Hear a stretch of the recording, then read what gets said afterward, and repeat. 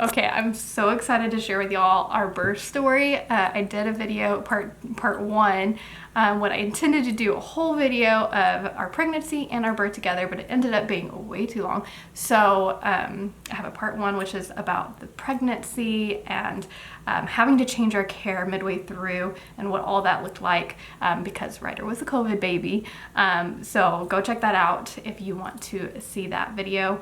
But I am going to share now get into all the fun, beautiful, lovely details of his birth and delivery. So if you are a TMI and you do not like birth videos or you do not like grossing out, you can pass this video, but I will say there's not too much to gross out about because nothing like too gruesome. So I woke up on a Friday morning and I had like light spotting.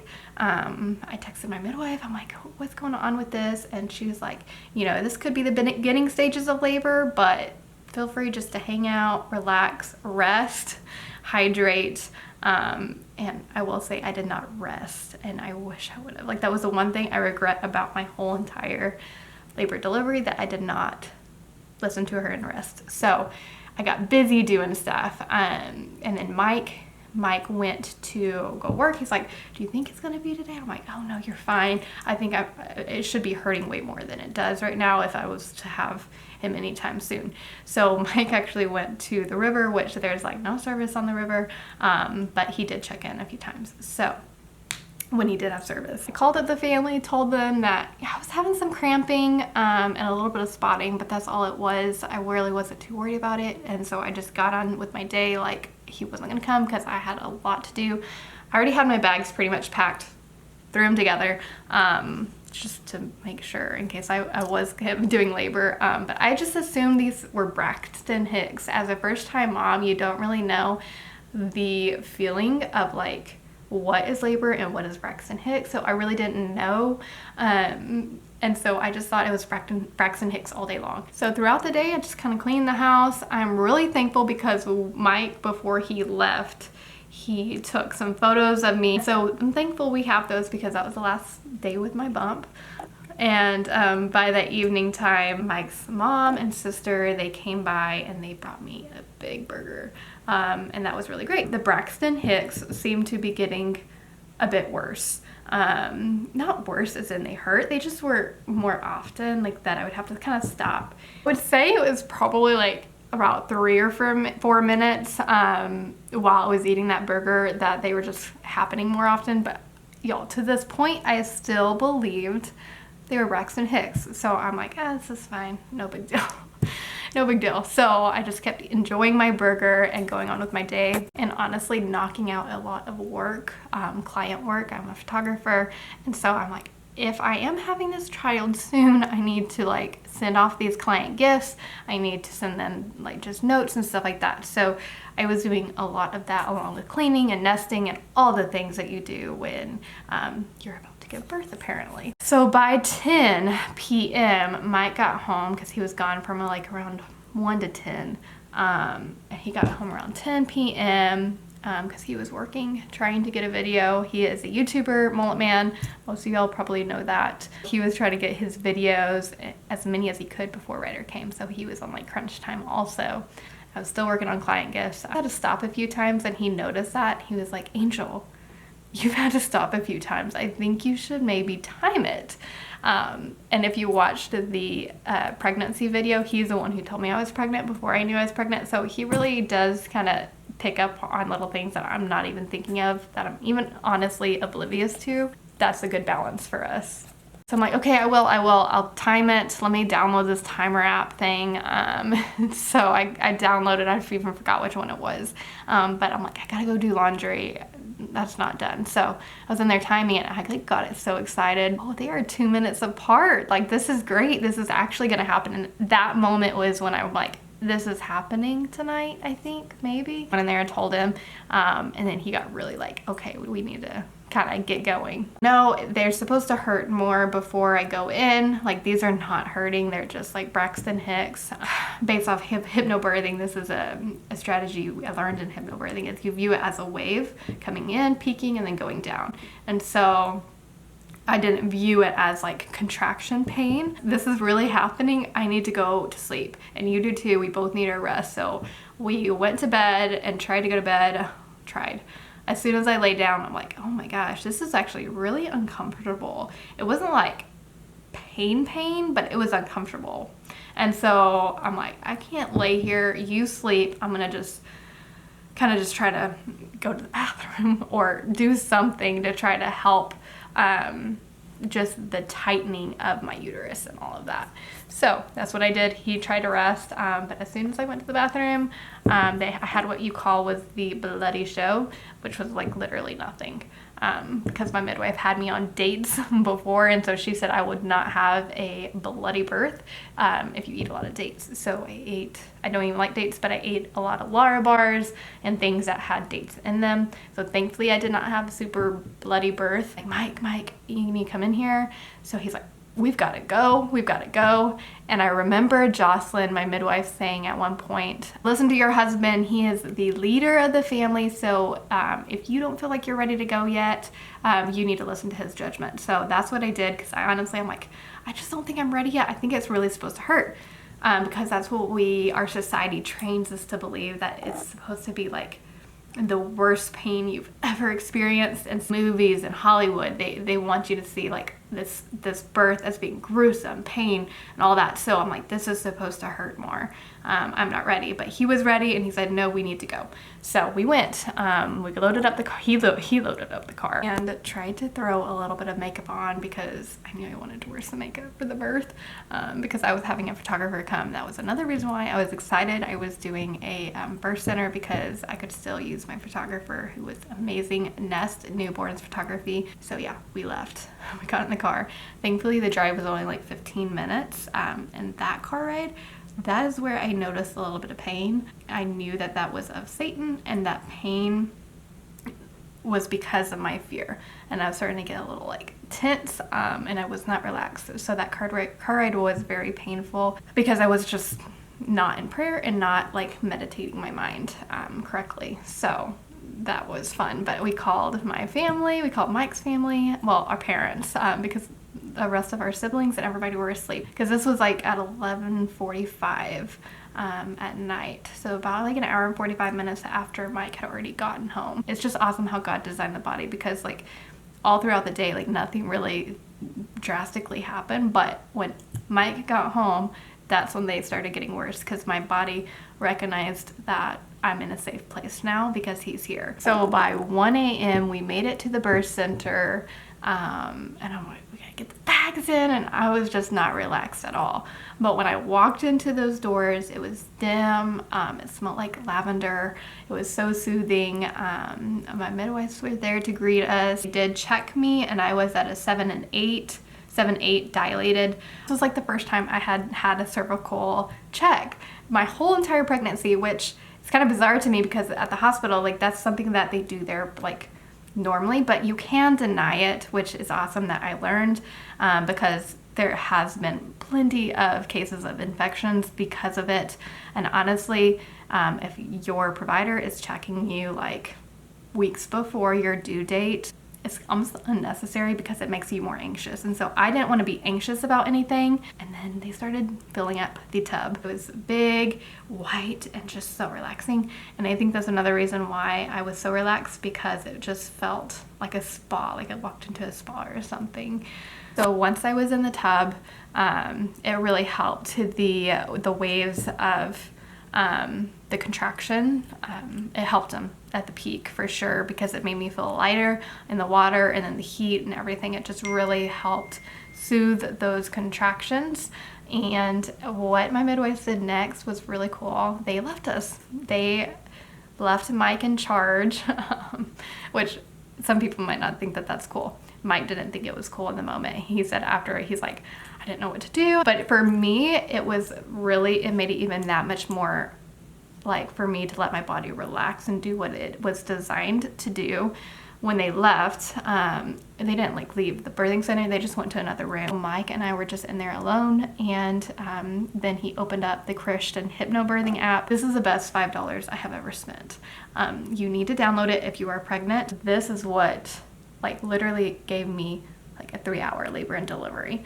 I'm not even kidding. It relaxed me so much. It allowed my body to do what my body needed to do, and it kept fear away, for the most part at least. I'll tell you when I got a little fearful. At the end, this app is worth its weight in gold. It is that amazing, and it's that jam-packed with scripture, with affirmations, with really just talking about like how the body is designed for this, and visualizations. And so when I was in the tub, I had Mike play that, and we had practiced that app. That was something else that we did do prior, like a few months prior to our birth. Is at night when we'd go to bed, we would just play that, and I would do the visualizations. And so I'd already, my mind was already programmed to think about it in that way. On my final labor beliefs list, that, which if you don't know what that is, Mike's cousin was the one who taught me the final labor beliefs list, and I had this on my phone. I read it to Ailey, I prayed about it. We made a list of labor beliefs. I highly recommend doing whatever your views are, even around birth, because it's very detailed, and it's crazy that most of these things did happen, and it wasn't just something I said every day. I prayed over it and said it. And so I'm going to read it to you. These are our final labor beliefs. Ryder is in the perfect position. I will be 5 centimeters dilated before I realize I'm in labor. 8 centimeters dilated in active labor when arriving to the birth center, which happened. 7 hours total labor and delivery, which happened. Crazy, it happened. No tears, no stitches. Unfortunately, that happened. Smooth and unmedicated labor, which it was just that. Calm and relaxed. I won't resist the pain. I will relax and embrace it. I will listen to Mike and the midwives and be in prayer. And the last one, water is going to break on its own. Ryder is going to flow out. Mike is supportive and will be there to catch Ryder. My body is prepared for the natural birth the way God designed it. I'm going to stay calm and relaxed through it. And so when I was in the bath and then hearing that, it was just so relaxing. And after about an hour, I threw up a lot. I threw up that big burger. And that's when Jocelyn and Bethany came back in. I got out of the bath, going to walk around, get up. My goal was obviously to have a natural childbirth. We didn't want to have epidural due to personal beliefs, but then also like side effects that I know of many people having from epidurals. We didn't want Pitocin. So thankfully, the thing is, the reason why birthing at the birth center was the best option for what my goals were was because they don't even offer any of that there.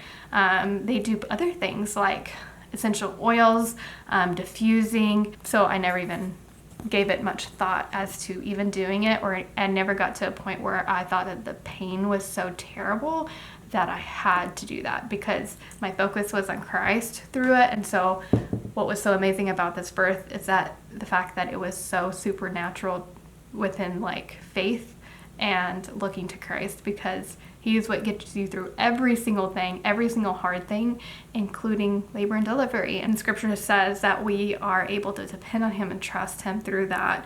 And so that's exactly what we did.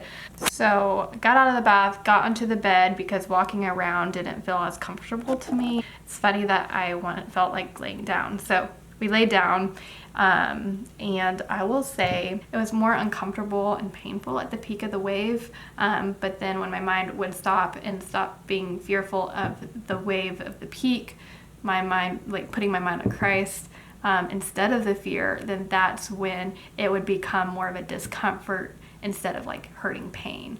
So there were times, yes, where I did feel the pain, and that's because my mind was not thinking about what that app was saying, what the Christian affirmations were talking about. And so that's when I did experience more pain. And it is just bizarre how Satan will creep into any nook and cranny he can through pain and through fear. And so he hates women and he hates childbirth. And so if he can make their birthing as terrible as he can, he's going to do it. So having my mind focused on Christ was like the main thing that I think I can't emphasize enough. I had like really weird discharge, and I know that's TMI, but I said this video was gonna be TMI, so heads up. And it was just like, I hated that feeling. So my midwives always would just clean it up. They were very discreet. I think my biggest like thing, I was like, I cannot like go number 2 while I'm birthing, but apparently everybody does that. And so that was weird. Like I kind of knew it was happening, but then I wanted to ignore it. So I feel like the waves of the contraction were actually harder whenever I realized I was like going number 2. Because I was like thinking about that instead of like what I should have been thinking about as far as like my affirmations and all of that goes. And at this point, my midwife checked me again, and I was totally like a face, if that's how you say it. I don't really even know the lingo because I wasn't ever too like dwelled up into what I was dilated to, or a face to, or anything like that. I just trust that I would have him when God was ready for me to have him. She had her little light on her head, and so I thought it was getting pretty real because they were getting a lot more intense. Whenever the app that Mike was playing would like be in the background, I couldn't hear it. I'm like, put it up to my ear, like let me hear it. Like it would almost freak me out when I couldn't hear it, if that makes sense. If you get the app and you hear it, you will know exactly why. It is so comforting, especially for followers of Christ, to have that constant affirmation. But I am not kidding y'all, the last 30 minutes, like I didn't even hear the app anymore, even though it was like Mike had it like right there playing. Mike was like rubbing on my back, like pressuring, all the things, and I'm like, I'm getting afraid. Like I said, I'm getting fearful. Like I did not want to get fearful. I was supposed to take a nap. I need to rest. I'm so exhausted. I'm so tired. And he was like, Ryder was like coming in really hot at this point. Like they were like, there was no break in the wave. Like it was just full force. And then right then my midwife stopped. They held my hands and they prayed. And to this day, like I don't know, or I don't even remember what they prayed, what the prayer was. I just remember that it left me at peace, and the fear wasn't as strong. And then I felt Ryder's head and I knew he was coming soon, even though I'm like, how make it out? Like right now, it still seems like I'm not dilated enough and all that, but I was, and they were right when they said that he was really eager to come and meet us. And then I just lost all energy. And thankfully she had some honey sitting on the bedside table, and she said, Mike put some honey in her mouth whenever they realized that I was like just losing energy. And so they put the honey in my mouth, and like, I don't know what it was, but that just gave me like the boost I needed. And then at 4:15, so we got there at 1 a.m. and at 4:15, he flowed out of my body. Mike caught him. It was the most amazing connected moment between the 3 of us and the spirit that I've ever felt. They let Ryder do skin to skin on me for like at least the next 30 minutes. I felt even his cord, the pulsing of the cord. We wanted to do delayed cord clamping, which was great because they do that anyways there at the birth center. If you didn't know, 30% of the baby's bloodstream is still within the placenta and cord, and so it pulses to give the child the rest of that needed blood. If you lost 30% of your blood, like you would be in the hospital. Like that would be a big deal. So after the cord was done pulsing, Mike snipped it, which was crazy. Mike was into all that stuff, and Mike held Ryder then at that point because Ryder was done trying to latch, and then they had to suture me up. And let me just tell you, my biggest fear going into birth was postpartum and was tearing, and both of those things were very difficult for me. It is like kind of odd when you like step back and think about the 2 things I feared the most were the 2 things that happened to me. And I really believe it's because I didn't give it over to Christ, and I did not prepare my mind for that. And so anyways, when they were suturing me up, I got a minor 2-degree tear, and it was terrible. It was terrible. Come out in such full force so quickly that it really didn't give my body much time to do anything. By this time, my mom came in and my dad, and they saw Ryder for the first time. It was the sweetest. And not long after, Mike's parents, they made it there, and then they came in and saw him, and lots of tears were there.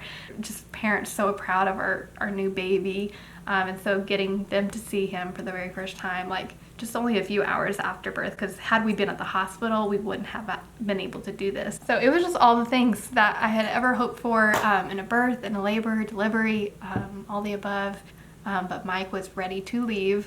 We left like 4 hours after we gave birth to Ryder, which is pretty unheard of, like if you're having a hospital birth. Get all into the reasons of why that is, but I probably don't need to do that on YouTube.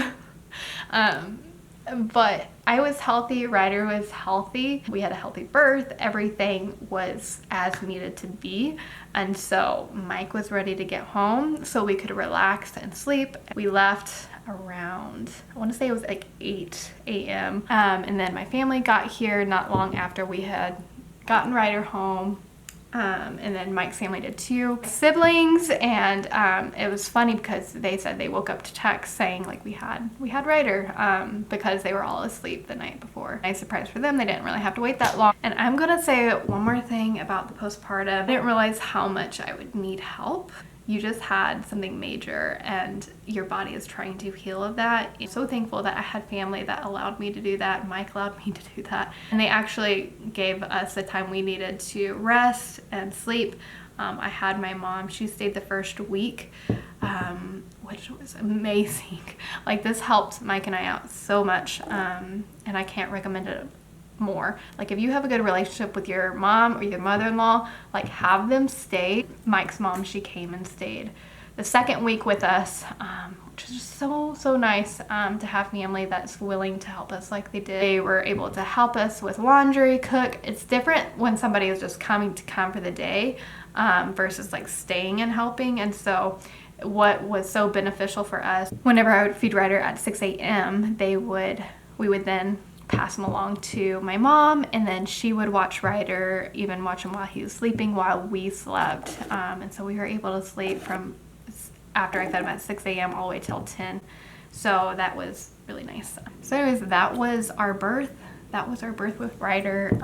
It was amazing, and would be totally up to doing it again. And let me know if y'all do want to see the video on like postpartum with nursing, because I'm still nursing. He's 12 months old. We will probably start the weaning process fairly soon. It took me 2 months to have a good experience with it, and so I'm happy to share that if y'all want to hear all those details. So hope y'all have a great day.